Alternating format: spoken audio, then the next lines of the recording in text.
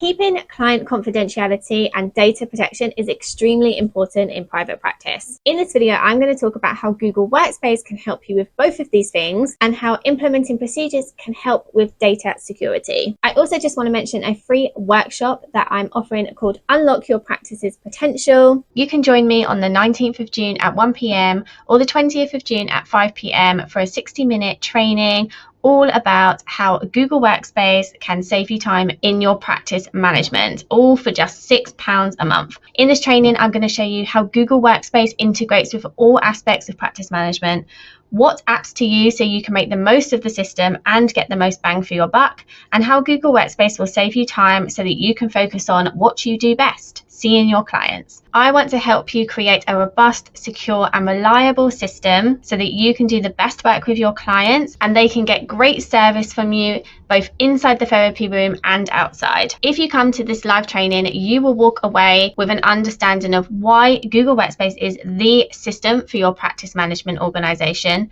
which apps to use for each process and why, and how you'll gain back precious time in your day with templates, automations, and hidden app secrets. You'll also receive a special gift just for showing up, and this is a Google Workspace setup guide for private practice. This really is gold. You will be able to set up all aspects of your private practice using this workbook. So you really want to stick around and get your hands on this. So if you want to join me, this is what will happen when you register. You'll choose your chosen workshop date and you will receive your online link via email.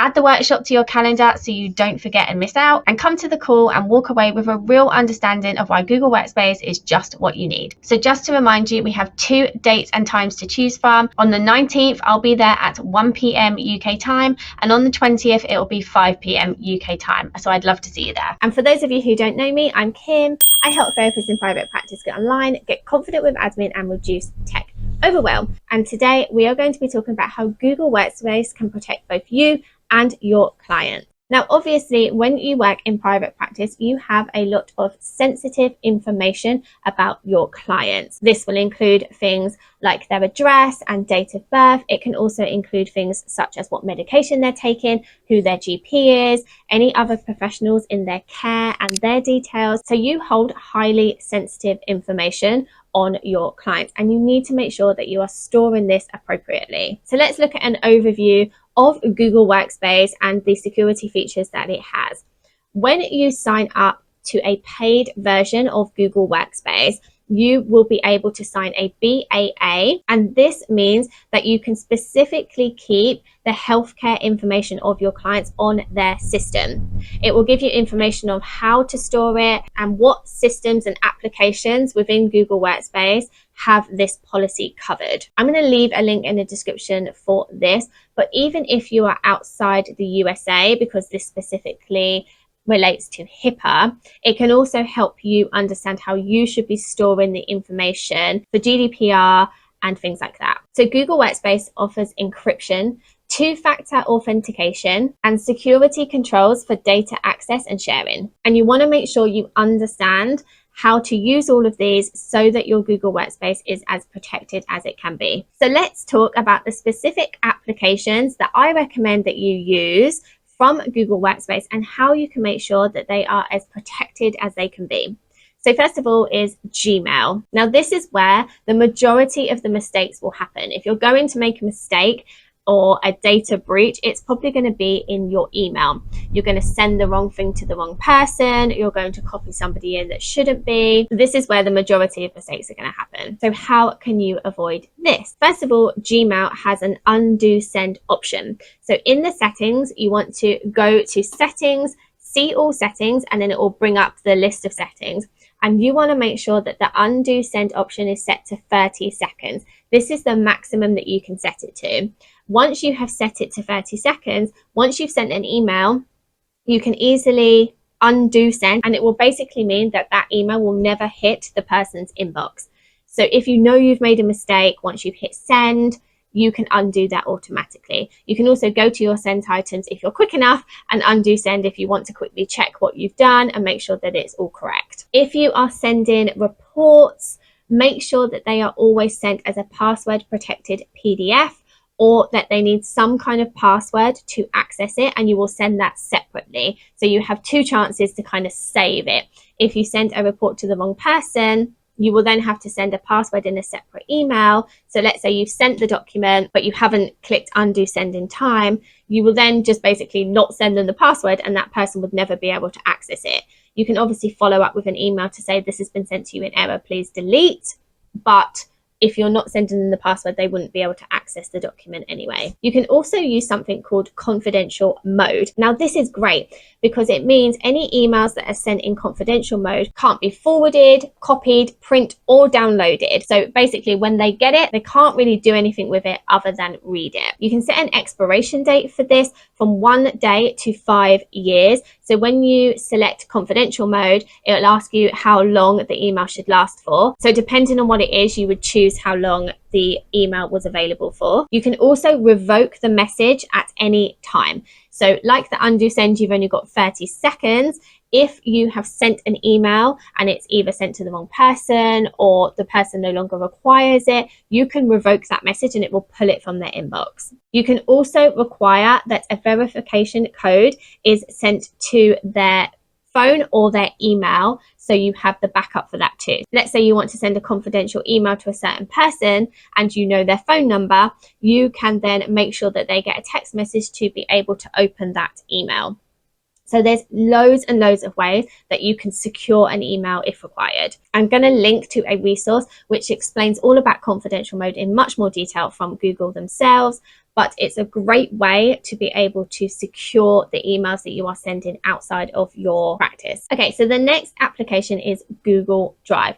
Google Drive is a secure cloud storage solution for therapists in private practice, among other people, of course, to be able to store and share file information with other people. You have full control over who has access to this, and you can control this with shared drives, shared folders. You can share specific documents with people, and you can also limit the sharing as well. So you can give sharing access to people and they will get full access to it, so they can edit it, delete it, and things like that. You can give them commenter access, so they can just make comments on it, but it won't actually affect the doc itself. And you can also just give them viewer rights so that they can view the doc, but they can't do anything else with it. Again, you can also stop people from downloading and copying the information as well, which can be really useful. And you can remove access at any time. So if you give somebody access to a doc, let's say you have given your executor access to your master client list, which is a list of all of your clients in the event that they would need it.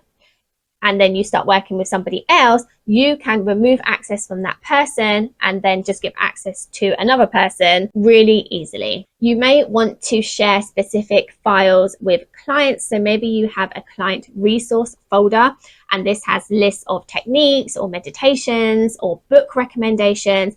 You can easily share access to that folder or a specific file within that folder, and your client will not be able to see anything else on your drive.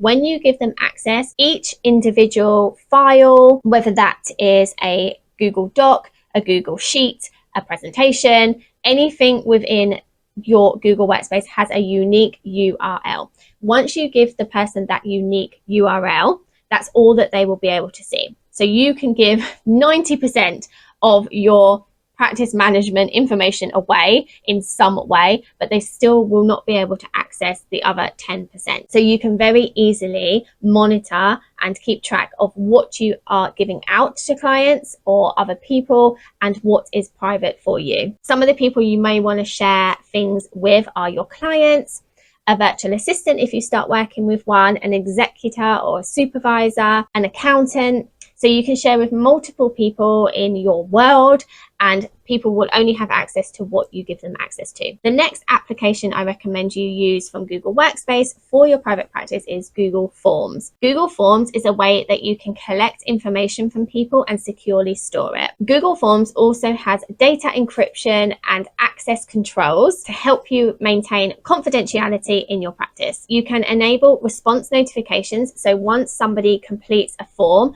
you will get an email notification right away, and then you can deal with the information in real time. And next we have Google Meet. Now, I wasn't a fan of Google Meet to begin with. I prefer Zoom, and for my business personally, I still use Zoom.